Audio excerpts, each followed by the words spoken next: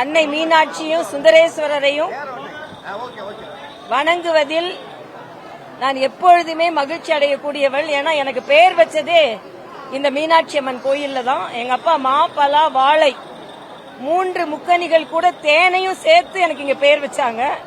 அதனால்தான் என்னோட வாழ்க்கை இனிமையா மீனாட்சியோட ஆசீர்வாதத்தோடு இருக்கிறது. பாரதிய ஜனதா கட்சியில் நெடுங்காலமாக பயணிப்பதில் நாங்கள் எல்லாம் பெருமை கொள்கிறோம். பாரதிய ஜனதா கட்சி தொண்டர்கள் பல சவால்களை சந்தித்து தமிழகத்தில் பணிபுரிந்து வருகிறார்கள்.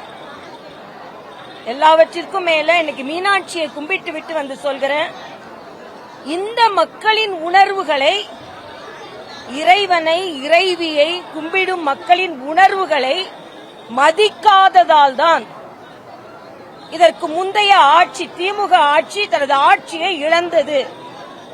ஆக இந்த மக்களின் உள்ளு உணர்வை, இறை உணர்வை ஏதோ மதக்கலவரம் போல சித்தரிப்பதை நாங்கள் ஒருபோதும் ஏற்றுக்கொள்ள மாட்டோம். ஆக இறைவனை அன்போடு அருளோடு கும்பிடுவதை, இதே அருள்தான் எங்களுக்கு அன்போடு பணிவோடு திருப்பரங்குன்றத்தில் விளக்கேற்றி கும்பிட வேண்டும் என்று நாங்கள் நினைக்கிறோம். ஆனா தமிழ்நாட்டில் உள்ள மின்சாரத்துறை அமைச்சர் நிர்மல் குமார் அவர்கள் நேற்று 2 வருஷத்துக்கு முன்னால் இருக்கிற நிலையே தொடரும், நாங்க விளக்கேற்ற விடமாட்டோம் என்று சொல்லி இருக்கிறார். அவர் அப்படி சொல்வதில் ஆச்சரியம் இல்லை. ஏனென்றால் அவருக்கு வெளிச்சம் பிடிக்காது, மின்வெட்டு இருட்டு தான் அவருக்கு பிடிக்கும். அதனால இன்று எங்களால் நிச்சயமாக ஒத்துக்கொள்ள முடியாது. வழக்காடு மன்றத்திலேயே இந்த சாமானிய மக்களின் உணர்வுகளுக்கு, இந்த ஏழை பக்தர்களின் உணர்வுகளுக்கு, இந்த உறுதியான பக்தர்களின் உணர்வுகளுக்கு மதிப்பளித்து அங்கே விளக்கேற்ற வேண்டும் என்று தீர்ப்பு வந்ததற்கு பின்பும் நாங்கள் விளக்கேற்ற அனுமதிக்க மாட்டோம் என்று சொல்வது ஆணவத்தின் வெளிப்பாடு.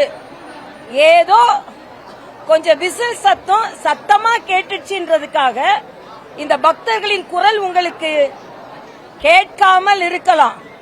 ஆனா இந்த பக்தர்களின் குரல் உங்க விசில் சத்தத்தை விட உறுதியானது, உறக்கமானது, உறுதியானது, வலிமையானது என்பதை நான் இங்கே தெரிவித்துக் கொள்கிறேன். அதனால மறுபடியும் சென்ற ஆட்சி செய்த அதே தவிர திருப்பரங்குன்றத்துல மத கலவரம், அமைதியை நாங்க நிலைநாட்டுறதுக்கு தான் நாங்க இருக்கிறோம் இப்படின்லாம் சொல்ல முடியாது. நீங்க கரூர்ல போய் நீங்க எவ்வளவு கலாட்டா பண்ணீங்க, ஆனா இன்னைக்கு திருப்பரங்குன்றத்துல அமைதியாக விளக்கேற்ற வேண்டும் என்று அந்த பகுதி மக்கள் உண்ணாவிரதம் இருந்தார்கள், அந்த பகுதி மக்கள் போராடினார்கள்.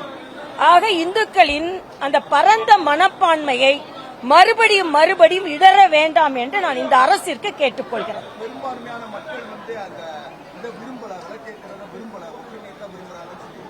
இல்ல ஒற்றுமை, அது வேற்றுமைன்னு யார் சொன்னா நான் கேட்கிறேன். அங்க அந்த மக்கள்லாம் ஒற்றுமையா, நீங்களே பத்திரிகைக்காரங்களே சொல்லுங்க. அங்க உண்ணாவிரதம் இருந்தாங்களா? அங்க யாரும் கட்சிக்காரங்க இருந்தாங்களா? பொதுமக்கள் இருந்தாங்க. ஒரு அம்மா, பெரியம்மா சொன்னாங்க, நான் ஏன் உயிர் போறதுக்குள்ள நான் அங்க விளக்க பாத்துறணும்னு சொன்னாங்க. அதனால பொதுமக்களின் உணர்வை மத உணர்வு என்று கொச்சைப்படுத்துவதே தவறு என்பது எனது கருத்து. கோயில்ல என்னென்ன வசதிகள் செய்து கொடுக்க வேண்டுமோ அதையெல்லாம் கொடுக்கணும். அதனால சும்மா நீங்க இப்ப நான் கேட்கிறேன், இதே மின்துறையில ஊழல் இல்லைன்னு சொன்னீங்க, 26 டிஸ்க் காணாம போயிடுச்சுன்னு சொன்னாங்க. சில டிஸ்க்கு தான் இவங்க கம்ப்ளைண்டே கொடுத்திருக்கிறாங்க. அப்ப ஊழலை காப்பாற்றுவதில் இவர்களும் மிக ஊக்கமாக இருக்கிறார்கள் என்பது மட்டும் இல்ல. இன்னைக்கு ஸ்மார்ட் மீட்டர் எல்லா இடங்களிலும் ஸ்மார்ட் மீட்டர் பொருத்தப்பட்டிருக்கும் போது 30,000 கோடி ஆகும், அதனால நாங்க மறுபரிசீலனை செய்யறோம் சொல்றாங்க. எல்லாத்துக்கும் மேல டாஸ்மாக்குங்க, 717 டாஸ்மாக் கடையை மூடுகிறோம் என்று சொன்னவர்கள், அங்க டாஸ்மாக் மூடுனா கூட அங்க மனமகிழ் மன்றங் என்ற பார்கள் திறந்திருக்கிறது. எல்லாத்துக்கும் மேல இன்னைக்கு ஒரு ஆங்கில பத்திரிகையில் போட்டிருக்கிறார்கள், எங்கெல்லாம் கடை மூடப்படுகிறதோ அங்கே தனியார் பார்கள் திறக்கப்படுகிறது. அது மட்டும் இல்ல, அங்க கடை மூடி இருக்கும், ஆனா கடையிலிருந்து சரக்கு வாங்கி கார்ல வச்சு குடிச்சிட்டு பொதுமக்கள் இருக்கிற இடத்துல பாட்டில வீசிட்டு போறாங்க.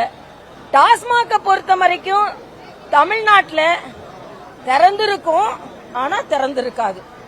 மூடி இருக்கும், ஆனா மூடல. இந்த கதை தான் இருக்குது. அதனால நீங்கள் தீவிரமாக பொதுமக்களுக்கு பாதிப்பு இல்லாமல், இன்னும் கஞ்சா அதிகமாக நடமாடுகிறது, இன்னும் போதைப் பொருள் நடமாடுகிறது. இன்னைக்கு நீங்க பாத்தீங்கன்னா பத்திரிகை திறந்தா 7 பாலியல் குற்றங்கள், 7 ஒரே பத்திரிகையில ஒரே பக்கத்துல. ஆக இதுதான் தமிழகத்தின் தலையெழுத்தா? ஒரே பக்கத்துல 7 பாலியல் பலாத்காரங்கள். வெளியில தூங்கிக் கொண்டிருந்த 70 வயது பெண் பாலியல் பலாத்காரம் செய்யப்பட்டிருக்கிறார்.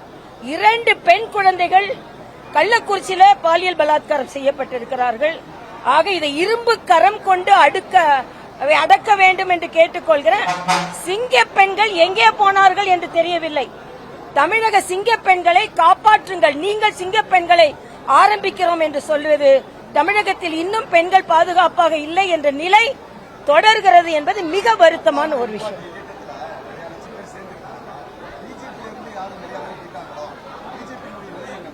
ஆக எங்களது கட்சியில் லட்சியவாதிகள் இருக்கிறார்கள். அங்க லட்சம் என்று சொல்வதை எல்லாம் நான் அதை பற்றி பொருட்படுத்தவே இல்லை.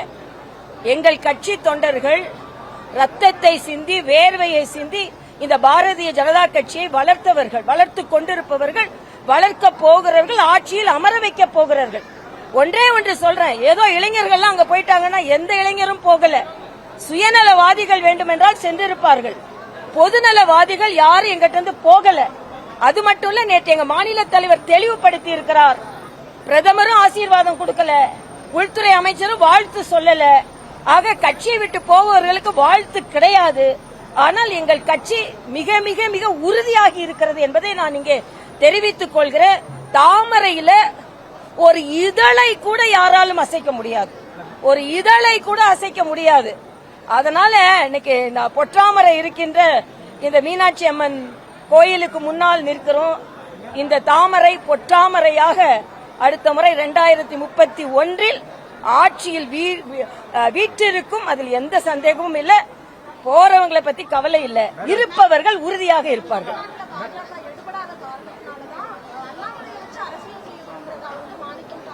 இல்ல, இதை நான் அவங்களை வன்மையா கண்டிக்கிறேன். நேற்று வன்னியரசா இருக்கட்டும், மாணிக் தாக்கூரா இருக்கட்டும், இன்னொரு முகத்தை வைத்து அரசியல் செய்ய வேண்டிய நிலைமை பாரதிய ஜனதா கட்சிக்கு கிடையாது. உங்க கட்சியில வேணா, காங்கிரஸ்ல வேணா ஒவ்வொரு முகமா இருக்கலாம். ஜோதிமணிக்கு ஒரு முகம், மாணிக் தாக்கூருக்கு ஒரு முகம், இப்படி முகத்தை காண்பித்து காண்பித்து நீங்க திமுக முதுகுல குத்துனீங்க. நாங்க அப்படி இல்ல. எங்களோட ஒரே முகம் தாமரை முகம், பாஜகவோட முகம். வேறு முகங்களை காண்பித்து பாஜகவிற்கு மாற்று சக்தி தேட வேண்டிய நிலைமை எங்களுக்கு இல்லை. இதில் நான் மிக மிக மிக உறுதியாக தெளிவுபடுத்துகிறேன். இங்கே இருந்து போனவருக்கு பாரதிய ஜனதா கட்சியின் எந்த விதத்திலும் வாழ்த்தும் கிடையாது, ஆதரவும் கிடையாது. இவர்கள் சொல்வது பாரதிய ஜனதா கட்சி இவ்வளவு நடந்த பின்பு உறுதியா இருக்குது. அப்ப ஏதாவது ஒரு கதை கட்டி விடுவான்னு மாணிக் தாக்கூர் கதை கட்டுவார், வன்னியரசு கதை கட்டுவார். இதை பற்றி நாங்கள் கவலையே படவில்லை என்பது. இல்ல, அதுல நான் வரவே இல்லை. காரணத்தெல்லாம் அவர்கிட்ட போய் கேளுங்க. ஆனா பாஜகவை நேசித்த தொண்டர்கள் இங்கதான் இருக்கிறார்கள். அதனால நீங்க அதை பத்தி அவர் நேசிச்சார், இவர் நேசிச்சார், நீங்க சர்டிபிகேட் கொடுக்க வேணாம். பாஜகவை நேசித்தவர்கள் எல்லோரும் இங்க இருக்கிறார்கள். ஐயா, நான் போகலன்னு சொல்ல ஐயா. உண்மையான இருக்கவங்க போக மாட்டாங்க, உண்மையா இருக்கிறவங்க போக மாட்டாங்க. அது உண்மையா இருக்கவங்க போக மாட்டாங்க. போன அப்புறம் உண்மை இல்லைன்னு தெரிஞ்சவங்க திரும்பி வருவாங்க. அவ்வளவுதானே. ரொம்ப ஸ்ட்ராங்கா எப்பவுமே ஸ்ட்ராங்கா தான் இருக்கு. சில பேர் நினைச்சுக்கிட்டாங்க அவங்க வந்ததுனால தான் ஸ்ட்ராங்கா இருக்குன்னு. வந்ததுனால ஸ்ட்ராங் ஆகல, போனதுனாலும் ஸ்ட்ராங் போகல.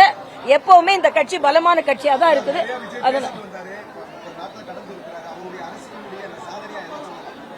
அதாவது அவர் படம்லாம் 100 நாட்கள் ஓடிச்சுன்னு நீங்க பெருமையா பேசலாம். 30 நாட்கள் அரசாங்கம் ஓடுறதுக்குள்ளே திக்கி திணறி ஓட்டிக்கொண்டு இருக்கிறார். இன்னைக்கு பாலியல் பலாத்காரங்கள் அதிகரித்திருக்கிறது, ஊழல் குற்றச்சாட்டுகள், ஒவ்வொரு துறை அமைச்சரும் ஒரு மாதிரி பேசுறாங்க. அதனால 100 நாட்கள் படத்தை ஓட்டிய முதலமைச்சர் விஜயினால் 30 நாட்கள் அரசாங்கத்தை ஓட்டுறதே மிக கவலை அளிக்கக்கூடியதாக இருக்கிறது.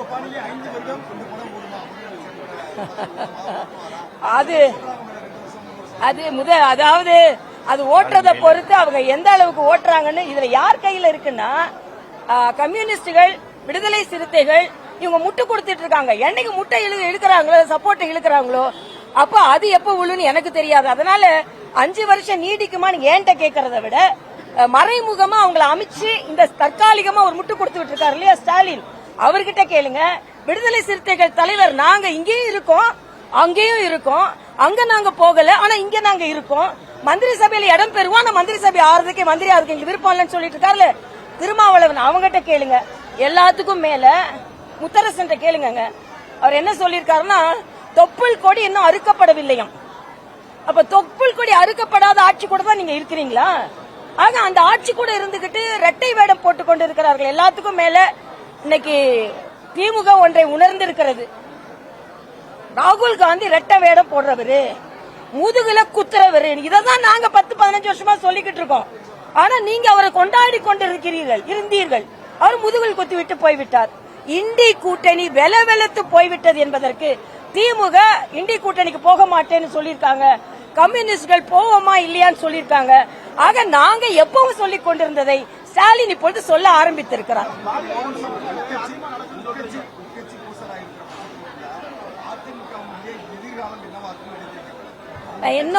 இன்னொரு கட்சியோட எதிர்காலத்தை பத்தி நான் சொல்வது சரியா இருக்காது. அந்தந்த கட்சிக்கு அந்தந்த எதிர்காலம் இருக்கும்.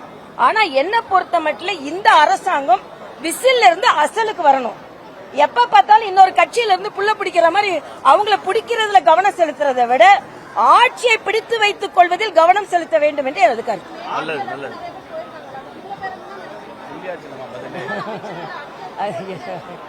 என்ன பேரம் அவங்க கிட்ட தான் கேட்கணும். ஆனா பேரம் இருக்குது, அவ்வளவுதான்.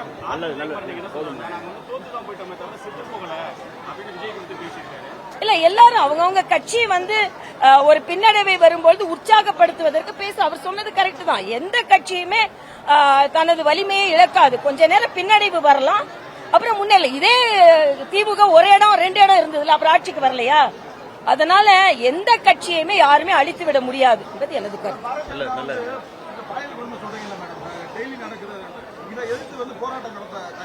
நிச்சயமா நாங்க திருப்பரங்குன்றத்துக்கு எதிராக போராட்டம் நடத்துவோம், பாலியல் குற்றத்துக்கு எதிராக போராட்டம் நடத்துவோம்.